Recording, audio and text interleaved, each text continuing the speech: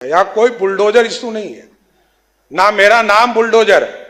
मैं सिर्फ सम्राट चौधरी के नाम से जाना जाता हूं, इतना स्पष्ट रहिए। और नमस्कार, पॉलिटिक्स में आप सबों का स्वागत है। और आज हम पॉलिटिक्स में बात कर रहे हैं कि आखिर सम्राट चौधरी अपने आप को बुलडोजर से आइडेंटिफाई करना क्यों नहीं चाह रहे हैं। आज भी पूरे बिहार में 27 जगहों पर बुलडोजर चला है और जब से सरकार बनी है ये, तब से अभी तक लगभग 300 से अधिक स्थलों पर बुलडोजर चल चुका है। मतलब ऐसा लग रहा है जैसे बुलडोजर संस्कृति का बहार आया हुआ है। यहाँ बात बात पर बुलडोजर चल रहा है। 2 दिन पहले तक सड़क किनारे बसे हुए लोगों पर बुलडोजर चल रहा था, अब तो ये बुलडोजर का जोश गांव तक पहुंच चुका है। समस्तीपुर में दूधपुरा एक जगह है जहाँ पर 40 बरस से अधिक समय से लोग बसे हुए थे।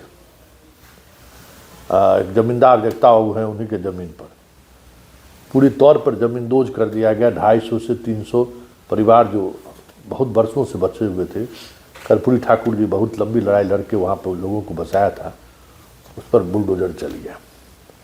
मतलब पूरे बिहार में बुलडोजर चल रहा है। मतलब मीडिया भी उसको उसी अंदाज में ले रहा है।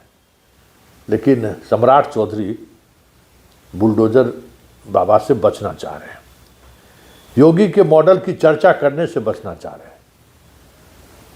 यहाँ तक कि सदन में जब सवाल खड़े हुए, उसने कह भी दिया कि मेरा नाम बुलडोजर बाबा नहीं है, मेरा नाम सम्राट चौधरी है। हम अपने आप को बुलडोजर से आइडेंटिफाई नहीं करते हैं। हाँ, बुलडोजर चल जरूर रहा है, लेकिन वो बुलडोजर नीतीश की नीयत का प्रतीक है कि भाई कानून को आप हाथ में नहीं ले सकते, जबरन आप कुछ भी नहीं कर सकते हैं बिहार में। ऐसे में सवाल उठना लाजमी है। जिस बुलडोजर को लेकर पूरे देश में योगी को लोग याद करते हैं, जिस बुलडोजर को लेकर जहाँ कहीं भी कह सकते हैं कि बीजेपी का कार्यक्रम हो या फिर कोई अवसर, आपको बुलडोजर से फूल की बारिश होते हुए दिख जाएगी। मतलब बुलडोजर एक प्रतीक के तौर पर बीजेपी के शासन के तौर पर बुलडोजर एक प्रतीक चिन्ह होता है ना, उस तरीके से उसके कार्यकर्ता इस्तेमाल करते हैं। लेकिन सम्राट चौधरी उससे परहेज कर रहे हैं। जरा सुनिए बुलडोजर को लेकर सम्राट चौधरी का क्या ख्याल है। हमारे विरोधी पक्ष के साथी ने आरोप लगाए, मैं क्योंकि हमारे सारे चीज हमारे माननीय मंत्री और माननीय विधायकों के माध्यम से आपके पास आया, मैं 2-3 चीजों पर बड़ा स्पष्ट बताना चाहता हूं। ये लोग बार बार बोलते हैं कि सुशासन, ये नीतीश कुमार जी ने सुशासन स्थापित किया। यहाँ कोई बुलडोजर इशू नहीं है, ना मेरा नाम बुलडोजर है। मैं सिर्फ सम्राट चौधरी के नाम से जाना जाता हूं, इतना स्पष्ट रहिएगा। और बिहार में न्यायालय ने तय किया है, न्यायालय ने यह पूरी व्यवस्था खड़ा किया, जिला प्रशासन को निर्देश दिया और सभी जगह जो अतिक्रमण है इसकी कार्रवाई चल रही। माफिया पे तो कार्रवाई होगा ही, चाहे वो जमीन माफिया हो, बालू माफिया हो, शराब माफिया हो। नीतीश कुमार जी के नेतृत्व में कोई बचेगा नहीं, इतना जरूर गारंटी देना चाहता हूं। और कोई भी गरीब हो, एकदम सरकार तो जमीन भी देती है। आदरणीय प्रधानमंत्री नरेंद्र मोदी जी के नेतृत्व में लगभग 60 लाख परिवार को पक्का मकान दिया गया। कभी जाति नहीं पूछा गया, धर्म नहीं पूछा गया। खाने के लिए अनाज हम देते हैं और लगभग 8.5 करोड़ लोगों को सीधा अनाज पहुंचाते हैं। कभी जाति धर्म नहीं पूछे जाते। और सारे चीजों को, वो तो आप माननीय विधायक हैं, वो ज्यादा जान रहे हैं, उचित फोरम पर आप दीजिए, जरूर जवाब मिलेगा। और जिनकी जहां भी अभी मनोहर जी ने कहा कि एफआईआर बिना पैसे का नहीं होता है, तो डीआईजी रहे हैं, लगातार पूरी जीवन जो है पुलिस में ही उन्होंने व्यतीत किया है, तो अपना अनुभव सरकार को शेयर कीजिए। एक एक व्यक्ति से भी पैसा लिया जाएगा तो जरूर उसको बर्खास्त करने का काम नीतीश कुमार की सरकार करेगा साथियों। आपने सुन लिया, और इनके सहयोगी हैं, साथ में मंत्री भी हैं। जब उनसे उस बुलडोजर की बातचीत हुई तो उसने भी कहा कि ना ना ना ना, यहाँ बुलडोजर क्यों, यहाँ तो अशोक चौधरी मॉडल चलेगा। बात हम अशोक चौधरी ने, सम्राट चौधरी मॉडल चलेगा। ये बयान अशोक चौधरी का है। जरा अशोक चौधरी का भी वो बयान सुन लीजिए। लोगों का अपना तरीका होता है पॉलिसीज को, योजनाओं को देखने का, और ये योजना तो हमारा मुख्यमंत्री महिला सशक्तिकरण योजना बहुत लंबे समय से जीविका के माध्यम से चल रहा है।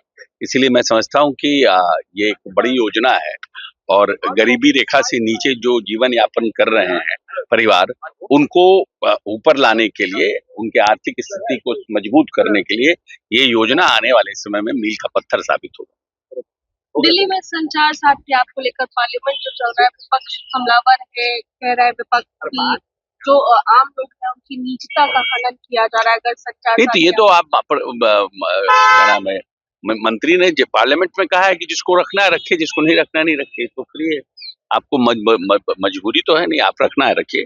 आपको लगता है कि नहीं उससे हमको बेनिफिट है, then you keep it. If you don't want to keep it, delete it. आज तेजस्वी यादव भी नहीं पहुंचे थे, और साथ ही साथ पूरा आरजेडी से पूछिए ना, आरजेडी जवाब देंगे। सड़कों पर खड़े तो रह जा रहे, ज्यादातर सड़कों पर हाई कोर्ट के वो एक प्रभावित हो रहे हैं, उनका रहना। आप सब समझ गए, आपका प्रश्न मैं समझ गया। नहीं, वो हम दलित को हाईलाइट कर रहे हैं, इसलिए क्या अब तक हाई कोर्ट से ना पूछिए ना, हाई कोर्ट से पूछिए। हाई कोर्ट के ऑर्डर से हो रहा है, सरकार का कोई निर्णय नहीं है। कोर्ट के ऑर्डर से हो रहा है कि जहां जहां इंक्रोचमेंट है, जहां रोड पर इंक्रोचमेंट है, जहां पर ट्रैफिक है, ये भी तो देखिए कि जो लोग यहाँ हैं, बच्चे को 3-3 घंटा लग रहा है स्कूल से जाने में, एम्बुलेंस फंस रहा है ट्रैफिक जैम में, तो उसको भी तो देखना पड़ेगा। पूरी तरह से पटना जो है ट्रैफिक जैम से परेशान है, तो हाईकोर्ट ने उसको नोटिस करके निर्देश दिया है, उसका सरकार अनुपालन करे। पर जो दलित है उनको भी तो देखना होगा सर, तो उसके लिए क्या व्यवस्था हो सकती है? उसके लिए व्यवस्था करेगी, क्योंकि उनका रहना खाना भी मुश्किल हो गया है। नहीं नहीं भाई, ऐसा है कि आप सरकारी जो जमीन है, सरकारी जो रास्ते हैं, उस पर इंक्रोचमेंट नहीं हो सकता है ना।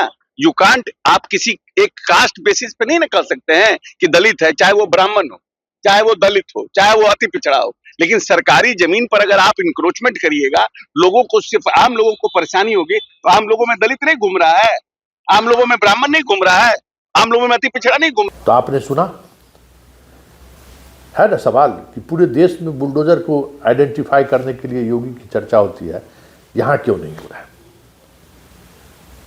समझने की जरूरत है। देखिए, योगी एक सिंबॉलिक पॉलिटिक्स के तहत अपराधियों के खिलाफ, माफियों के खिलाफ बुलडोजर का इस्तेमाल किया है। उसको लेकर सुप्रीम कोर्ट तक उनकी सरकार की आलोचनाएं हो चुकी है, फिर भी वो बुलडोजर चलाने से परहेज नहीं करते। लेकिन एक शख्स है जो इस बुलडोजर को लेकर सहज नहीं है।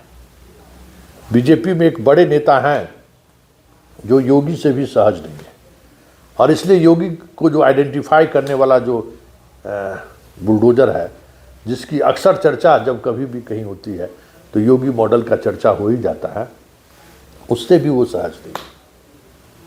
और जो असहज नहीं है वो शाह हैं, और शाह के मातहस्त ये लोग हैं जिन्हें जो बातें शाह को पसंद नहीं है, आखिर सम्राट को कैसे पसंद होगा?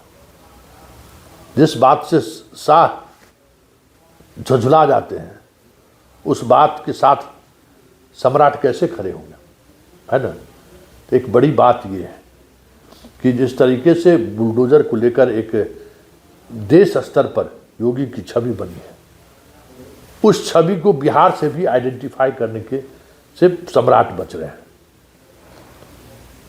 और उसकी वजह कहीं शाह नाराज तो नहीं हो जाएंगे, या फिर कुछ भी ऐसी चीज़ें ना हम कहें, या कुछ भी ऐसी बातें ना बोल बैठें जिससे शाह के पैरेलल, मतलब अभी देश में मोदी के बाद शाह और योगी के बीच संघर्ष है ना कि अगला पीएम कौन।